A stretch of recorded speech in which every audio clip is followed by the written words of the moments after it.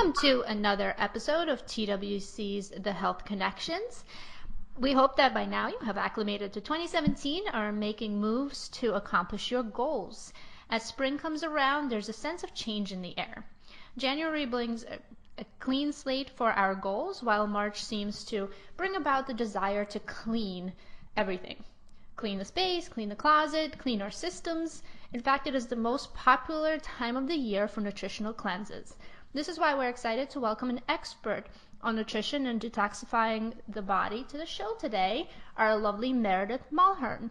Meredith is a nutrition therapist out of Ridgefield, Connecticut. In her practice, cucumber and chamomile also has a tea shop which offers clients and customers a space to unwind and with specially brewed teas and healthy bites. She's also one of the original TWC members and has become a personal friend of mine. Without further ado, welcome Meredith. Thank you for having me, Christina. It's an honor to be here chatting with you today. Thank you. I'm excited to have you. So let's jump right in. Meredith, could you please tell us your background before becoming a holistic nutrition expert? Well, I like to tell people that I didn't find nutrition, nutrition found me. I used to be an educator at an all-girls private school, and I taught kindergarten and second grade, and I absolutely loved my job until one day I found myself at about age 30 and too sick to get out of bed, so I had to quit my job. And that is how I found nutrition. It took me about 2 years to finally get diagnosed with chronic fatigue syndrome and fibromyalgia. And then another 2 years of alternative therapies with some of the top doctors in Manhattan. And basically, that panned out not so well for me. I explored every option that they had available, and none of them worked. So I was basically told that I could take a antiviral medication that was known to cause cancer. That was my last option.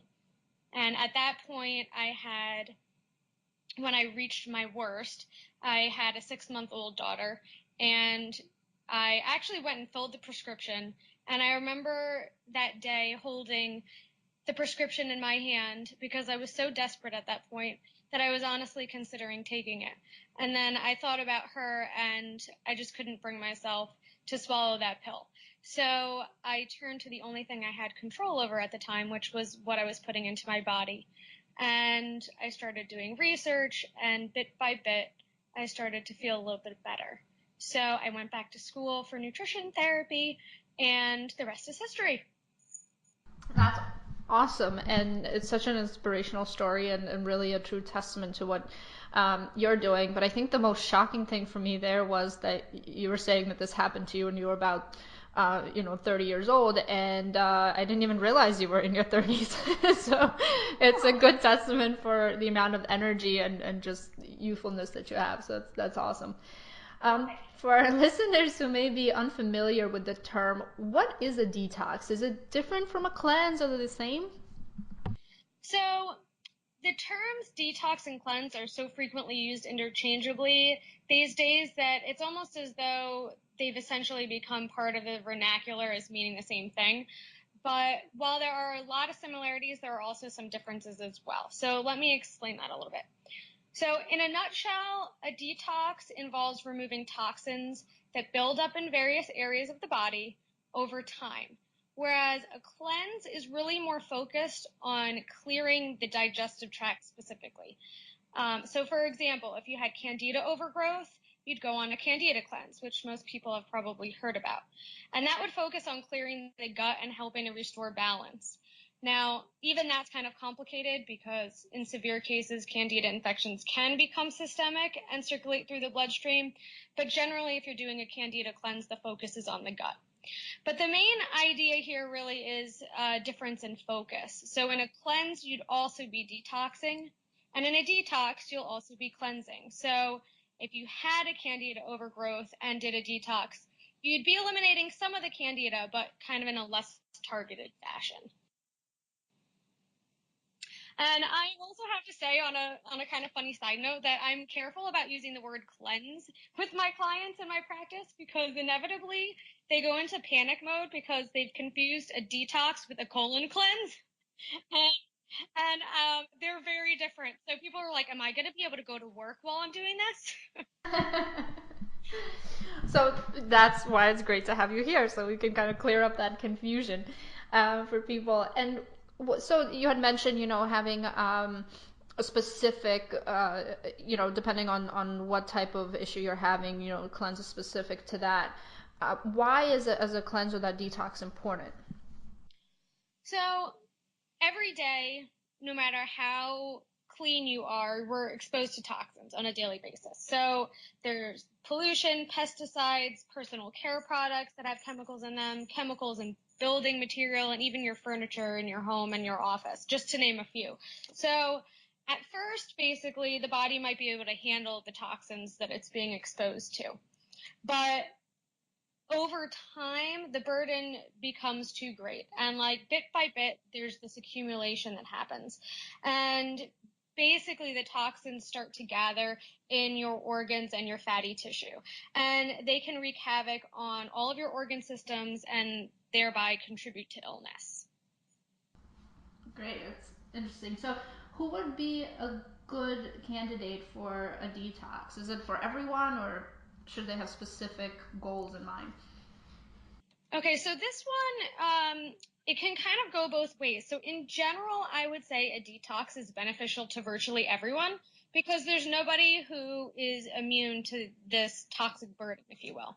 And that being said, if you're doing it appropriately under professional supervision, it has tremendous benefits. That being said, the protocol I would suggest would vary depending on the age and the level of suspected toxin exposure. So there are other factors that come into play in terms of making sure you're doing the right one. Additionally, certain conditions like MTHFR or if you have a compromised liver, those things are going to require special accommodations. So in general, it's beneficial to everyone, but you have to be mindful of your own specific needs. And keep in mind that doing a detox, quote unquote, is not some concept that was like created by nutrition experts. Your body is naturally engaging in the detoxification process on a daily basis.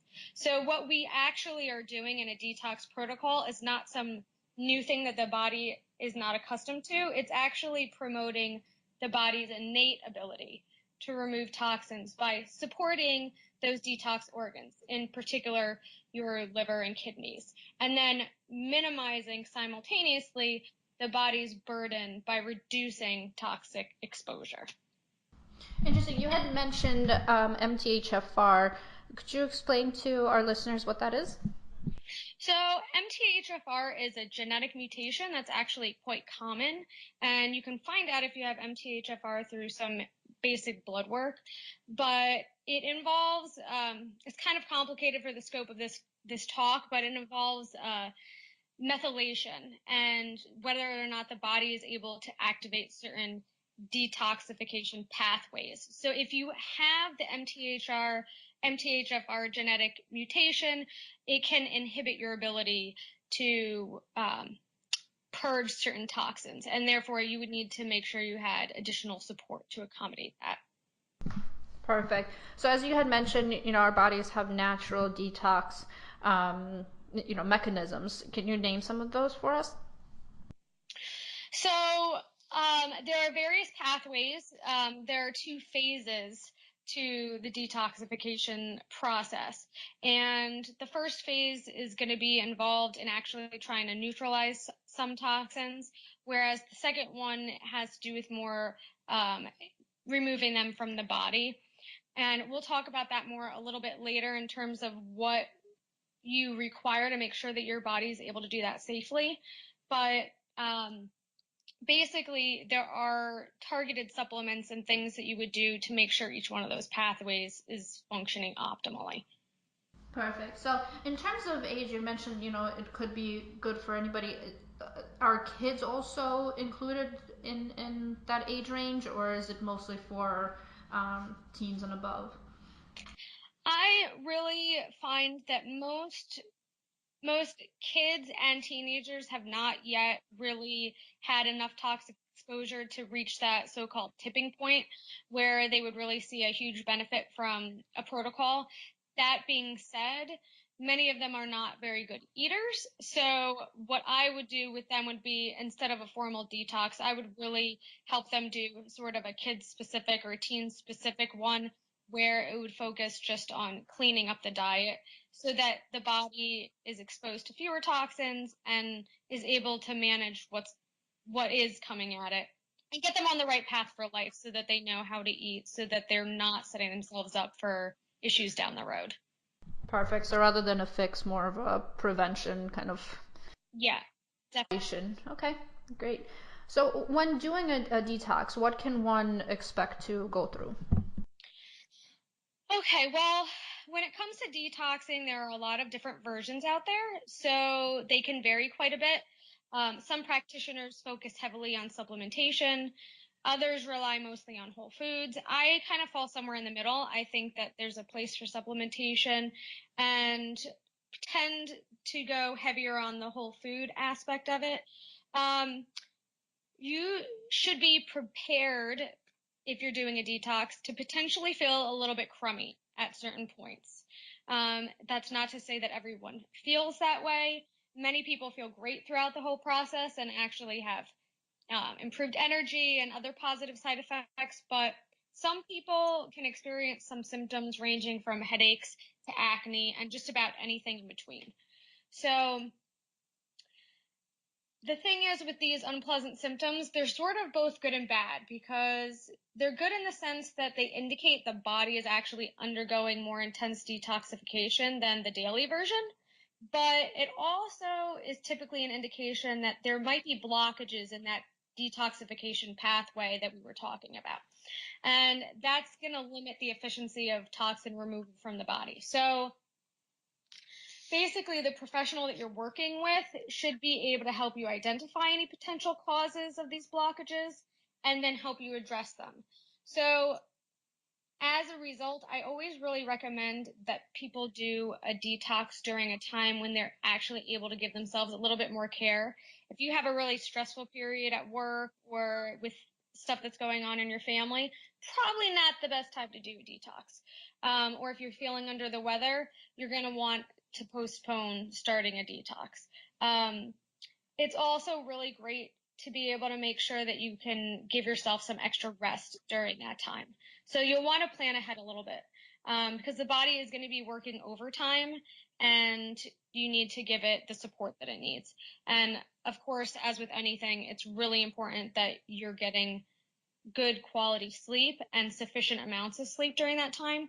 So that's going to come into play too in terms of what you're going to need to expect. You could feel a little bit of fatigue here and there, but nothing major. Okay, and those symptoms, some people even kind of compare them to withdrawal, and I think that's what scares a lot of people from a detoxification program. So one of the things that, you detoxify from is also the amount of, processed sugar that you have. Is that correct? Absolutely. That's probably the hardest thing for people is overcoming that sugar addiction, so to speak. And it really is truly an addiction. In the brain, from a physiological perspective, your reaction to sugar is very much the same as your reaction would be to cocaine. So you do develop a tolerance to it. And when you're trying to get off of it, it can be quite challenging. So it's one of the reasons why it's really important to have some support as you're going through the process. Right, because I think we, when we don't feel well or we're in pain, we're almost thinking that, well, our body clearly doesn't like this, so maybe we should go back to what we were doing. Is there something that you tell your client, or how do you handle somebody saying, I really don't think that this is kind of working for me, or it's making me feel, horrible? What would you say to somebody who's going through that withdrawal? Well, the first thing I would tell them is when it comes to the actual sugar withdrawal, it's it's totally normal for them to feel those cravings and whatnot.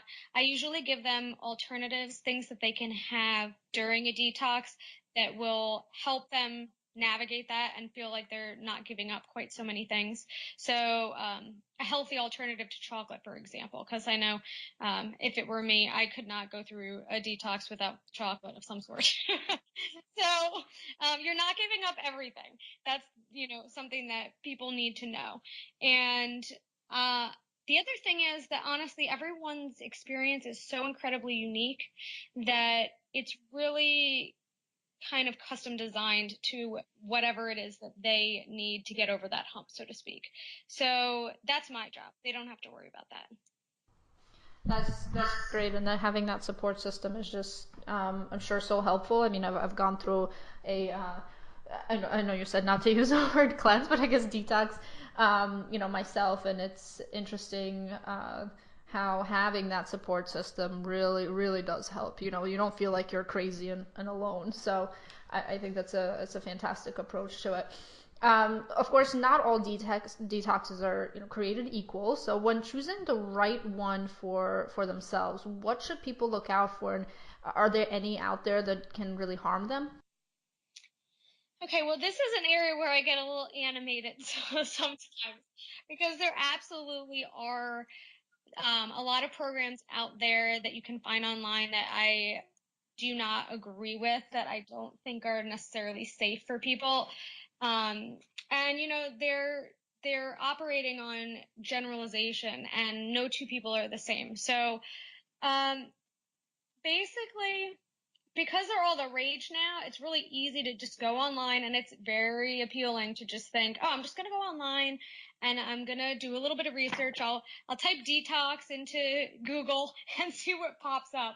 And then they find things, and it might even have a doctor's backing, so it can give you the feeling that, oh, this person knows what they're talking about, and I'm going to go and I'm just going to follow this, and I can get everything I need right in the supermarket, and I can start tomorrow.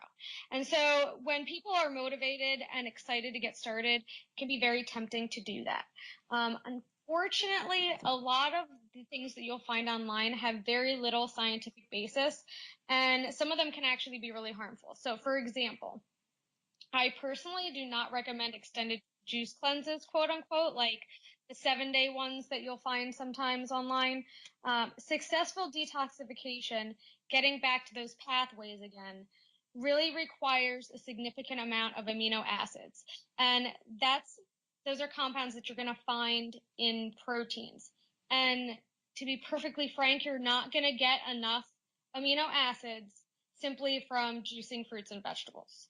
Now, the fruits and vegetables are great from a health perspective, but the problem with doing that for an extended period of time is that you're pulling out toxins from your fatty tissues and your organs, and the body needs to eliminate them. But then if you're not supporting those pathways, what happens is you're basically not providing your body with the means to actually flush that out.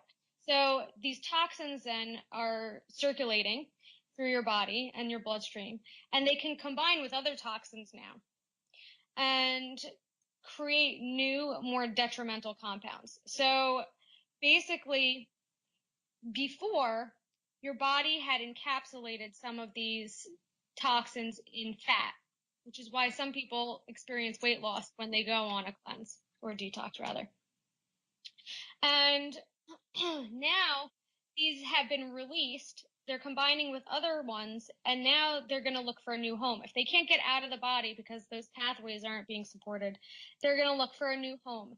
And these new super toxins can find a way into your organs like your brain. So obviously not ideal.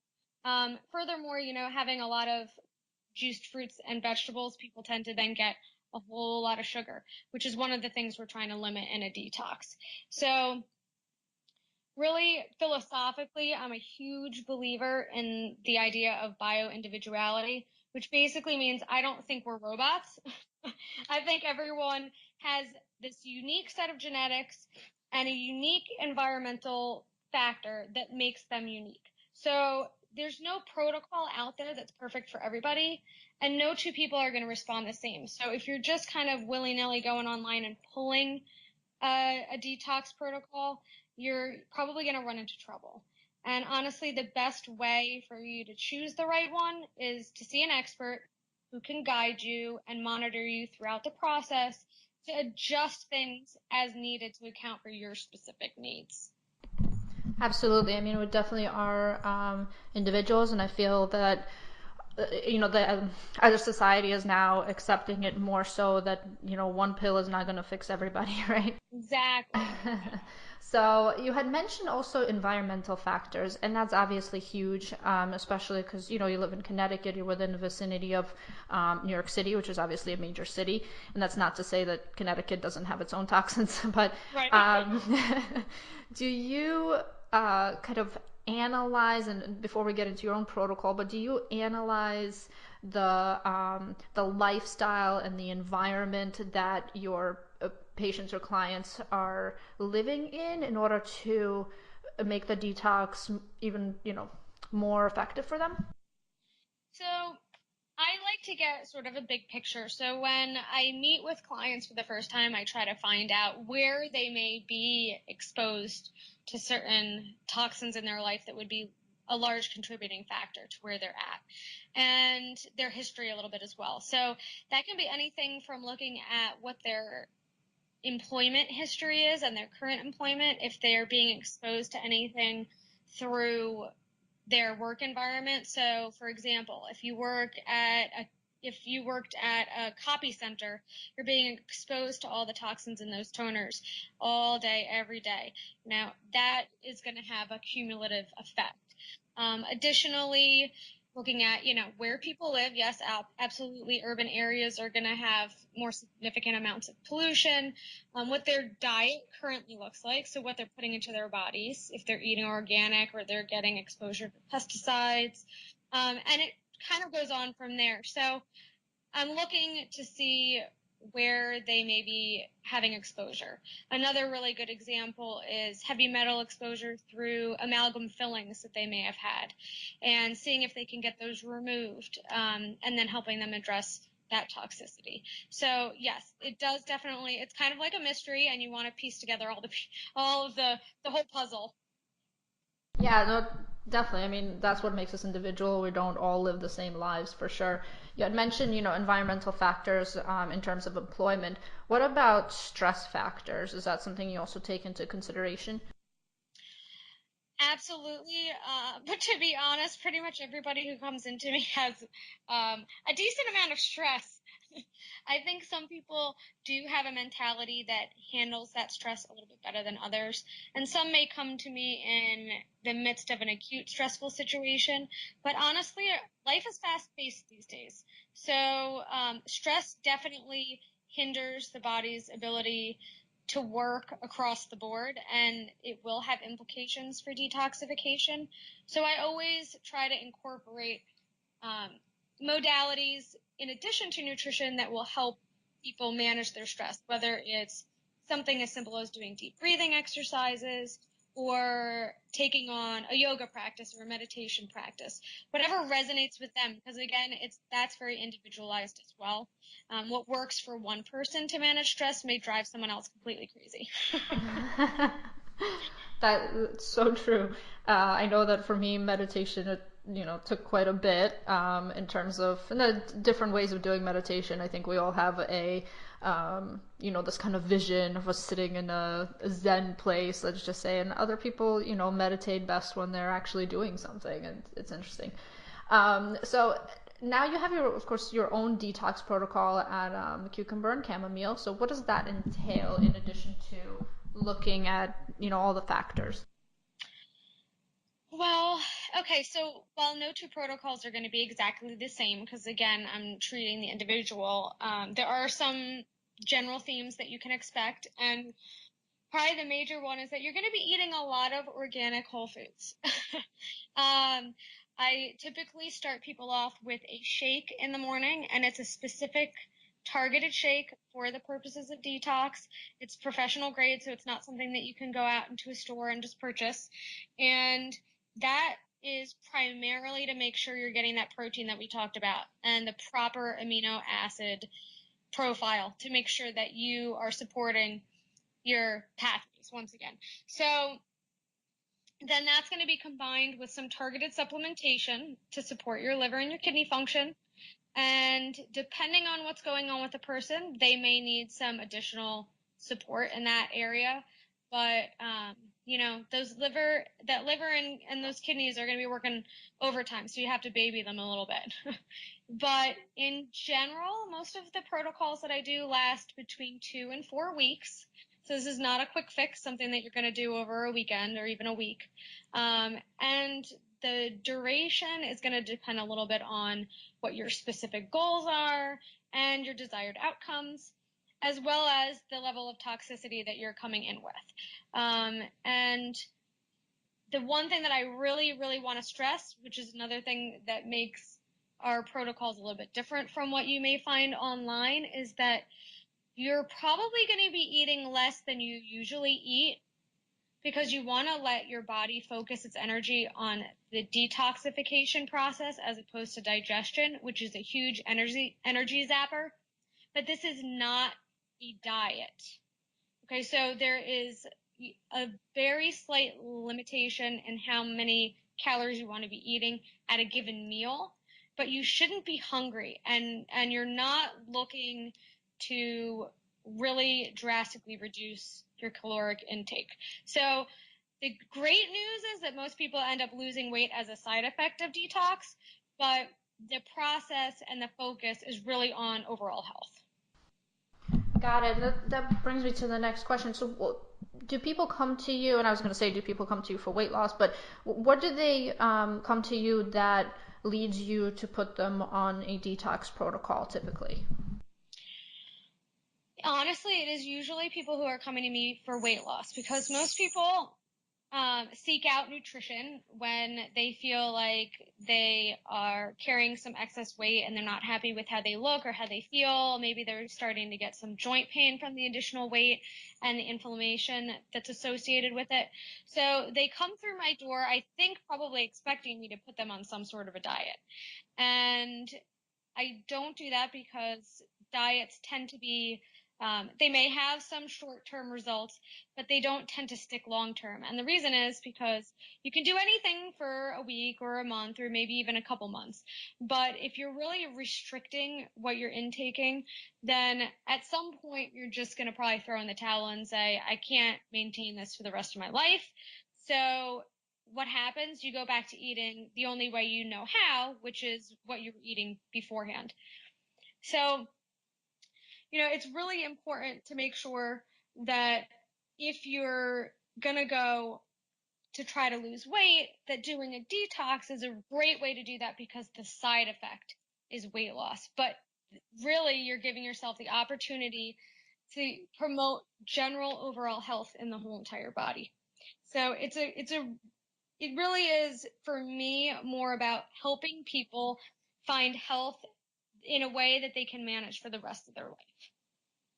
Got it. And this is why you're the expert in, holistic nutrition.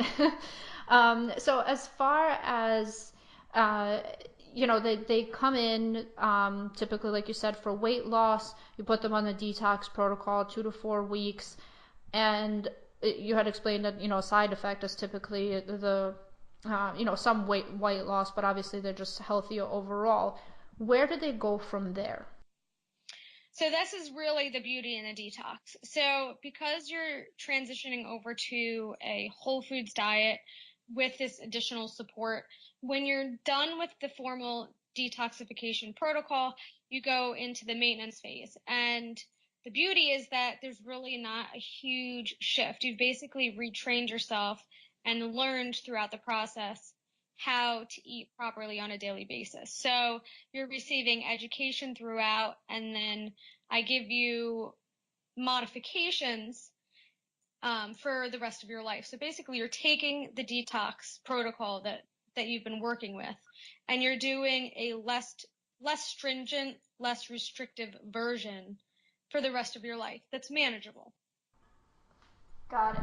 Now, I've had the pleasure of working with you on your website, so I know you offer quite a few, quite a few services and consultations and so on. Is there, in addition to the initial consultation, how do you proceed to ensure that they have the education and the support? Do you offer packages, or how does it typically work? So usually you walk in my door and we have a little chat over tea with a hot shoulder wrap and you relax a little bit. And you're gonna give me the lowdown on what's going on with you medically, how you're feeling, what your goals are. And then I honestly don't usually put specific packages on my website because it's really important to me that we create that package together. So again, this comes back to making sure that I'm meeting the client's specific needs. That's what's going to dictate success. So we sit down together, we figure out what that looks like. I'll make a proposed recommendation. Most people see me between 3 and 5 times unless they have a more significant medical issue that needs to be addressed. And then we might meet up to 8 times, but that's really quite rare. Um, and then I'll basically tell you what you can expect in terms of what the cost would be for that program, and you get to decide whether or not you feel like it's the right fit for you. And then we go from there. Perfect. And for our listeners, one of the things that I love about coming to Meredith's tea shop, and also where she does the consultations as well, it's always an experience. Like you said, you kind of chat and it's comfortable. It's not like coming to a doctor's office, and I think that's one of the beauties of also holistic practitioners, is that it's really individualized. And I love that you create those packages specifically for people's needs, because again, our health is so individualized. Not everything's going to work for everyone, right? Exactly. Do you work with clients only locally, or do you help people virtually as well? I absolutely work with people virtually. My services are available either online through something like Skype or over the phone. And the important thing to remember here is that distance clients are going to receive the same exact level of service and support. I mean, minus the cup of tea, sadly, and the hot shoulder wrap, unless you want to provide that for yourself. But otherwise, we meet live and we chat as we would in person. And then instead of providing my clients with hard copies of recipes and schedules and handouts and other resources, I just email them to them instead. And they have the same exact access to me for questions throughout the process via text messaging and email. That's great, and you are very responsive, which I love. So I very clear and responsive. So, do you have, without breaking any HIPAA laws there, do you have a client story, success story to share with us today? ooh, which one? I do. I've had, oh, it's so hard to pick. My clients they're like my babies, and they come to me and they're usually desperate, and sometimes they're scared, and sometimes they're feeling a little bit hopeless because they've tried so many things and it hasn't worked out for them. And by the end, when I finally we reach our last session and I have to say goodbye to them, which isn't really goodbye because usually they end up coming back for tea or something. But when I finally am like, you've graduated and I feel like you're ready to leave the nest, it's very emotional for me. Um, because I've seen this huge transformation happen. And, I've had a number of people come in and do a detox with me that have been feeling exhausted, um, joint pain. I had someone who actually spent their entire life with rheumatoid arthritis symptoms. They were diagnosed as a baby, and nothing worked for them. They didn't want to go on medication, so they were really struggling with the pain. And they went on a specific protocol for it, and within a matter of months, they were completely pain free and have only had any recurrences when they have knowingly deviated from what they're supposed to be eating. So that's probably one of the biggest ones because it really is a debilitating illness, and it's just proof that food is truly healing if you can harness that power. Wow, yeah, I mean, what we put in ourselves is obviously just so important, and Most of us don't realize that until we have pain. Yes. Until we're It's a good motivator. So, prevention, I think, is just so important in the work that you do, not just fixing people, but just setting them on the right track as well. You do have a college program speaking of setting people on the right path. Can you just share a little bit with us on how you work with college students? Yes, this is a passion of mine. I love working with young adults in general, and I work with high school students and athletes and everyone in between. It's really, really, you were speaking about prevention, and that is really key. Now, the challenge with prevention as a practitioner is that most people don't want to pay for services when they feel like I don't have a problem. So they do wait until they're not feeling well and then they come in. But the beauty of working with young adults is that I have the power to get them on the right path for life before they hit all these road bumps. And people in this generation they're becoming more savvy about how important it is to eat well, but they don't necessarily have the knowledge. So they come to me for that piece. And when I work with college students, I think because I was a teacher and because I come off as being younger than I am, they're more receptive to sitting down with me. It's less threatening. And the fact that we can sit and just talk casually over a cup of tea makes it much more friendly than going and having to see someone in a lab coat. So I think as a result, I never really went out with the intention of focusing on this demographic, but they kind of found me. Well, considering you were a teacher previously, I mean, it was bound to happen, right? So, and in terms of, college students, I think one of the best things that you are really so approachable. And like I said, I didn't even know you were in your 30s to begin with. So, for anybody who's out there who's a college student or a parent of a college student, setting your kids on the right path, not just with education, because I remember being a college student and I definitely had my freshman 15. Um, because even though my parents are physicians, there's always such a big concentration on, do well, and a lot of times that involves comfort food. So to just from personal experience to have somebody, I had to teach myself in a way how to eat, and I obviously still don't know everything, but always learning from Meredith and our a lot of our TWC members as well. But to set your kid on the right path in terms of nutrition and how they can really lead healthy and pain-free lives just because of what they learn to put in their bodies. It really becomes a habit.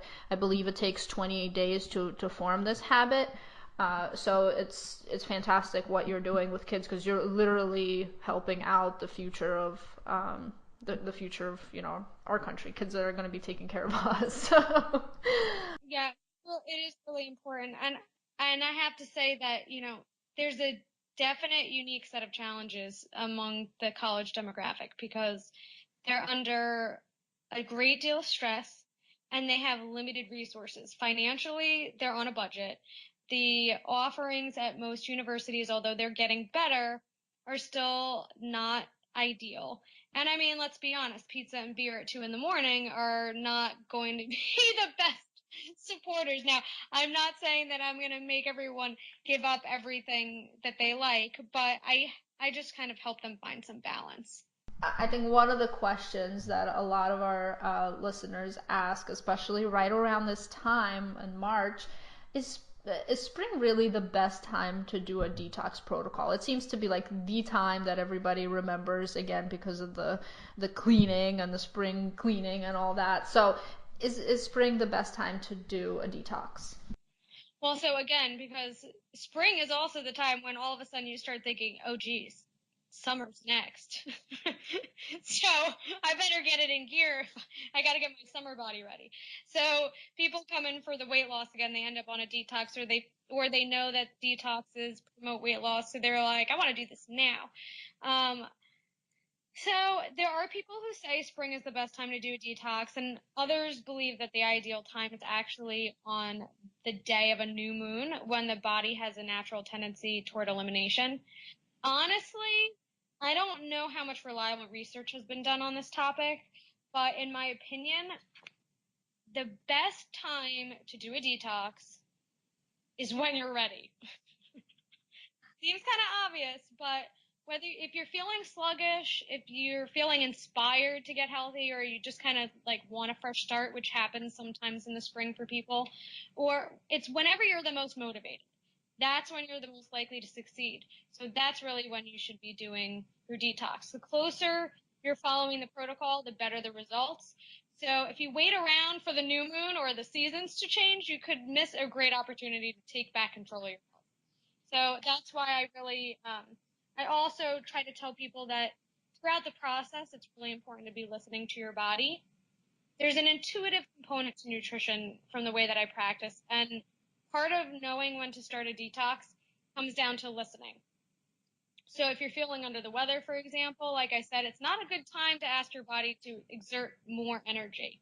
But if you're feeling kind of crummy more often than not, and it's almost become normal for you to feel a little bit crummy, then it's probably a good time to start cleaning things up a bit. Yeah, we're definitely all on our own cycle, probably apart from the new moon. So, is there anything else you'd like for our listeners to know about nutrition and your practice in general? Yeah, I think the takeaway here, really, in general, is that it's important to remember that food really is a remarkably powerful tool. And it's one that we often take for granted. So most of us grossly underestimate the power we have at our disposal every day, just in the food choices that we make. So the decisions you make today are going to impact your life tomorrow. And I tell my clients to think of their body as a car. So if you want to go through life driving a Maserati, that would be my personal preference, you better fill it up with premium fuel. In this case, you would be doing organic whole foods. Because if you're filling up your tank with gluten, dairy, and processed foods, you'd better expect the performance of a jalopy. And just one other final thought is that most people mistakenly believe that they know how to eat well. I spent my entire life thinking that as long as I ate my vegetables and I didn't eat fast food, that I was giving my body the right fuel. Unfortunately, the vast majority of the nutrition information that's out there these days is outdated, and that can have a lasting impact on your health. So, honestly, as a nutrition therapist, my biggest obstacle to helping people is getting them to realize that they need help in the first place. I think that's for a lot of practitioners who really do listen to their clients and create these individualized plans and so on.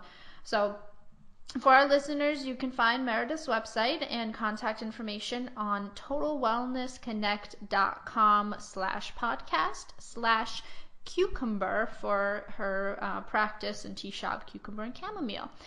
So thank you, Meredith, so much for being here, and we really appreciate your knowledge.